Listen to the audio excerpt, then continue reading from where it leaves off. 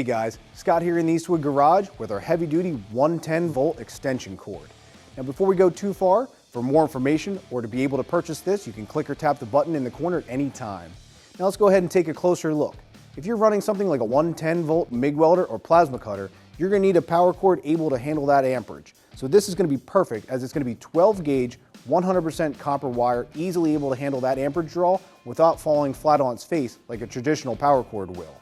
It's 25 feet long, has a chemical resistant sheath, a lighted end so you always know when it's plugged in, and best of all, it's going to be tangle free.